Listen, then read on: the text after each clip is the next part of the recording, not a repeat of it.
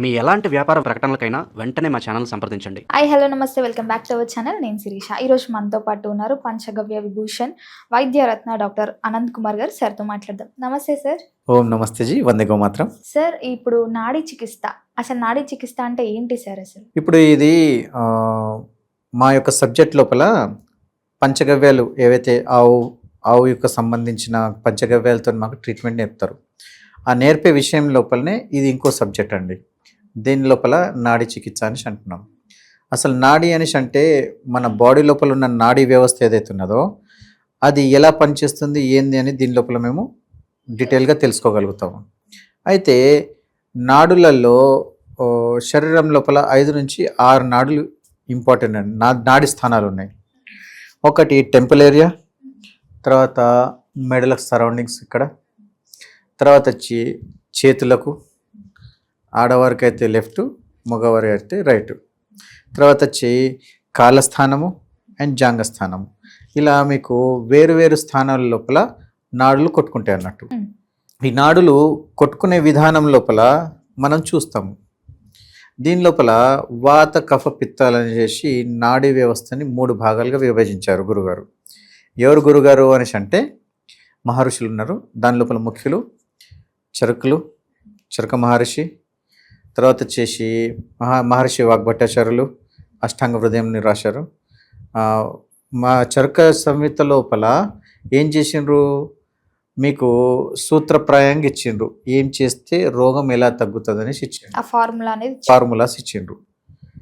ఆ ఫార్ములాస్ని తీసుకొని మహర్షి వాగ్భట్టాచార్యులు ఏం చేశారు అనేసి అంటే అవి కరెక్టా కావా అనేసి వాటిపైన డీటెయిల్గా స్టడీ చేసిండ్రు అన్నట్టు. అట్లా అష్టాంగ హృదయం లోపల మీకు వస్తాయి అన్నట్టు.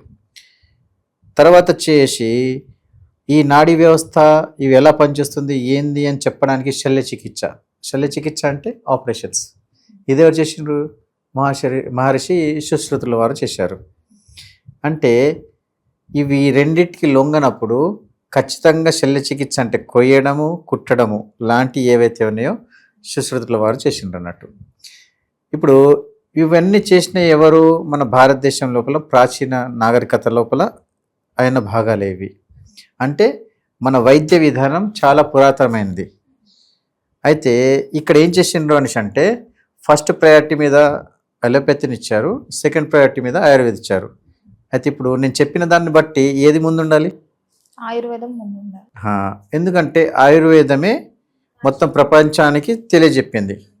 అయితే వాళ్ళు తెలుసుకున్న జ్ఞానాన్ని వాళ్ళకు అర్థమయ్యే రీతి లోపల వారు దాన్ని మార్చుకొని సైన్స్ గాను గొప్పదిగాను చెప్పుకుంటూ వచ్చారు పాశ్చాత్యులు. దాని లోపల వచ్చేసి మన పైన దాన్ని రుద్దడం జరిగింది. ఇక వచ్చి మనం టాపిక్ వద్దాం. నాడీ చికిత్స లోపల వాత కఫ పిత్తాలతోని 3 భాగాలుగా డివైడ్ చేశారు. దాని లోపల వాతం అంటే ఏంటిది, పిత్తం అంటే ఏంటిది, కఫం అంటే ఏంటిదో ఫస్ట్ తెలుసుకుందాం. ఇది తెలుసుకునే ముందు మనము పుట్టుక ఎలా జరిగింది, శరీరంకి కావాల్సిన ఏంటిది, పంచధాతువులు అంటే ఏంటిది, చెప్పండి ఏంటి అంటే నార్మల్గా కాలు, ముక్కు, చెయ్యి తయారవ ఇవి శరీర భాగాలండి. అయితే ఆ శరీర భాగాలకు ఏ భాగం ఏమి యూజ్ చేసుకుంటుంది ఇక్కడ చూద్దాం. గాలి, భూమి తత్వము, ఆకాశతత్వము, నీరు, అగ్ని, ఇలా 5 తత్వాలతోని మన శరీరం నిర్మితం అయిపోయింది. మరి నిరూపితం అవ్వడానికి ఇక్కడ మీకు ప్రూఫ్ కావాలి కదా. అంటే భూమిలో పెట్టిన విత్తనము గాలిని యూజ్ చేసుకుంటుంది, నీళ్ళని యూజ్ చేసుకుంటుంది, వేడిని యూజ్ చేసుకుంటుంది, మళ్ళీ ఆకాశతత్వం ఖాళీ స్థలాన్ని యూజ్ చేసుకుంటుంది, భూమిని యూజ్ చేసుకుంటుంది. కాబట్టి ఒక విత్తనం తయారవుతుంది. ఆ తిన్న విత్తనం ఎక్కడ వెళ్తుంది? కడుపులోకి వెళ్తుంది. అది అరిగి ఏమవుతుంది? రక్తంగా మారుతుంది. రక్తంగా మారి ఆడవాళ్ళలో వెళ్తే అండంగా మారును, మగవాళ్ళలో వెళ్తే వీర్యంగా మారును. అలా శరీరం నిర్మాణానికి ఈ పంచధాతువులు ఇలా సమ్మిళితమై శరీరం రూపొందించడానికి మనకు తయారైంది అన్నట్టు. ఇది ఇంత డీటెయిల్గా ఉన్నది. సో ఇప్పుడు ఈ పంచధాతువులతో తయారైపోయిన శరీరం లోపల ఈ శరీరాన్ని గుర్తించుకోవడానికి ముఖ్యంగా ఏం చేస్తున్నామంటే గాలితత్వము, అగ్నితత్వము, జలతత్వము, ఈ 3టిని మనం రికగ్నైజ్ చేస్తాం. ఇక్కడ ఇది రికగ్నైజ్ చేయడానికి ఎలా పెట్టుకుంటాము అనేసి అంటే తల నుంచి ఛాతి భాగం దాకా కఫతత్వము, ఛాతి నుంచి కడుపు దాకా వచ్చే భాగము అగ్నితత్వము. ఇక ఈ కడుపు కింది నుంచి వచ్చి కాళ్ళు చేతులు ఏవైతున్నాయో వాయుతత్వంలోకి ఇచ్చినాము, అంటే వాతము అని చెప్తాము. ఏ రోగాలు వచ్చినా ఈ మూడిట్లోనే వస్తాయి. అవును. ఇది ఎంత అంటే ఆయుర్వేదాన్ని ఎంత సులువుగాను ఎంత ఈజీగా డివైడ్ చేస్తారో చూసుకోండి. ఏవి చేసినా ఈ మూడిట్లోనే రావాలి కదా. సో మూడిట్లో పెట్టుకొని చూస్తారు. మూడిట్లో పెట్టుకొని చూస్తే షార్ట్లో చెప్తున్నాను, డీటెయిల్గా చెప్తే ఇంక బాగా ఉంటుంది. షార్ట్లో 3 భాగాలుగా చేసిండ్రు, డివైడెడ్. లేడీస్ చేత అనుకోండి, డివైడెడ్ చేసేసాము. ఫస్ట్ లోపల మీకు కఫతత్వం ఉంటుంది, సెకండ్ లోపల మీకు వచ్చేసి పిత్త అంటే అగ్ని, వాయుతత్వం అంటే వాతము, కఫ పిత్త వాతము, ఇలా 3 తత్వాలు వచ్చేసినాయి. ఈ 3 తత్వాల లోపల ఏ తత్వము ఎలా కొట్టుకుంటుందో మనం గమనించాలి. పడితే మీకు తెలిసిపోతుంది. చేతిని ఈ ఫోల్డింగ్ ఉంటుంది కదా, ఈ ఫోల్డింగ్కి ఇటు సైడ్ ఒక ఏలు పెట్టి ఇలా ఇలా ఇలా పెట్టేసేస్తే కొట్టుకోవడం స్టార్ట్ సో అవుతుంది. కంపల్సరీ ఇవి 3 పడతారా సార్ ఇట్లా? పట్టే విధానం మీకు తెలిసిపోతుంది, కొట్టుకుంటూ ఉంటుంది చూడండి. ఇప్పుడు మీ దాని లోపల ఏం కొట్టుకుంటున్నది? ఫస్ట్ వేలు కొట్టుకుంటుందా, సెకండా, థర్డా? First sir. ఫస్ట్ కొట్టుకుంటున్నది అని అంటే మీకు కొంచెం సర్ది పెరిగింది అని అర్థం. వచ్చిపోయింది మొన్ననే. సర్ది ఉన్నది. ఇంకా దాంతోపాటు కూలర్ చల్లగాలి వల్ల మీకు కఫతత్వం అనేది ఇప్పుడు కొట్టుకుంటున్నది, అంటే జలతత్వం. ఓకే. సో ఇప్పుడు మీ జలతత్వాన్ని మీరు కంట్రోల్ చేస్తే మీ ఆ కంటి లోపల ఉన్న ఉబ్బు కానివ్వండి, లోపల ఉన్న జలతత్వం కానివ్వండి, బ్యాలెన్స్ చేయాలంటే ఇక్కడ అగ్నితత్వాన్ని పెంచాలి.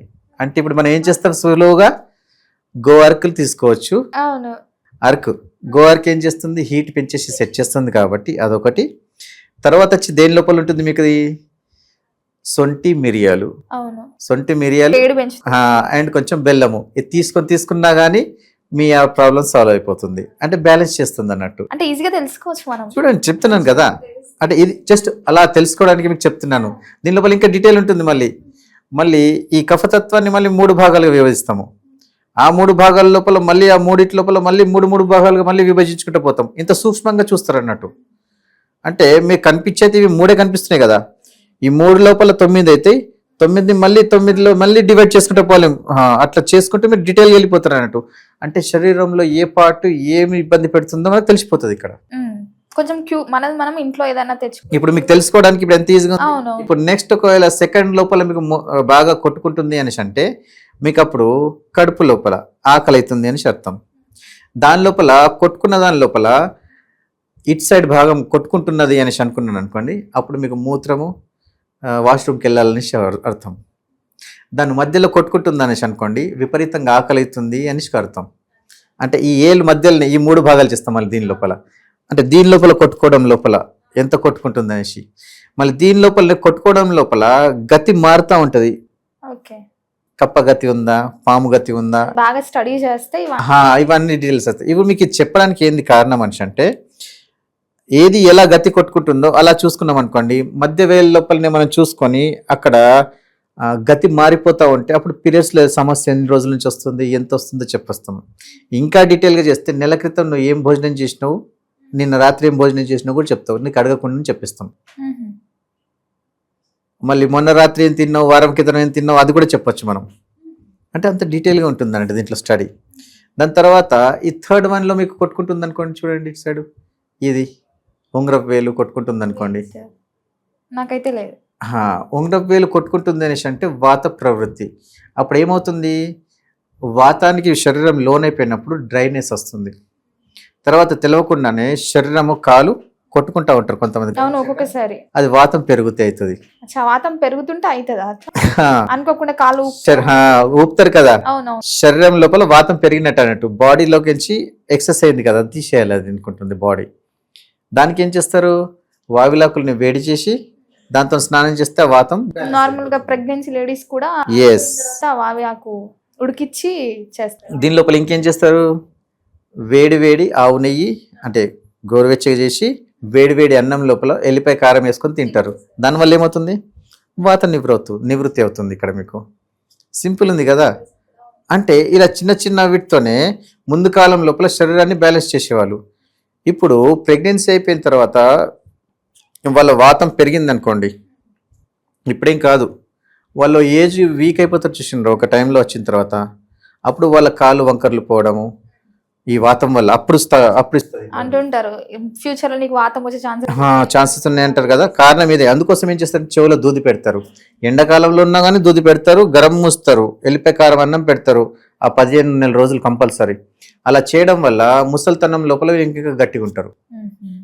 వాళ్ళు ఆ సమయంలో ఉన్న వ్యక్తులు, ఆ సమయంలో ఉన్న బామ్మలు అమ్మలు ఎవరైతే ఉన్నారో ఈ విధంగా చూసుకుంటే అలాంటి వ్యక్తులను ఏమైంది ఇక్కడ. అయితే వాత ప్రవృత్తి పెరిగిపోయినప్పుడు ముందు కాలంలో ఏం చేసేవాళ్ళు మన వాళ్ళు, చెవులకు దూది పెట్టడము చేయడం ఇలాంటివి చేసేవాళ్ళు. అది పెట్టకపోతే ఏమవుతుంది అనేసి అంటే వాతం విపరీతంగా పెరిగిపోయేసి కీళ్ళలో నొప్పులు రానివ్వండి, ఒకవేళ ఆపరేషన్ అయిపోతే కడుపులో కుట్లలో నొప్పి కానివ్వండి, నడుములో నొప్పులు కానివ్వండి, విపరీతంగా వచ్చేస్తాయి అన్నట్టు. అయితే ఇక్కడ నాడీ చికిత్స చేయడం లోపల ముఖ్యంగా మనం చూసుకోవాల్సింది ఏంటి అని అంటే వాత కఫ పిత్తాల లోపల ఎక్కడ ఏ దోషాలు ఉన్నాయో చూసుకొని, ఏ పార్ట్ లోపల ఎక్కడ ప్రాబ్లం ఉందో చూసుకొని వాటికి మందులు ఇస్తామన్నట్టు. ఇది నాడీ చికిత్స అండి.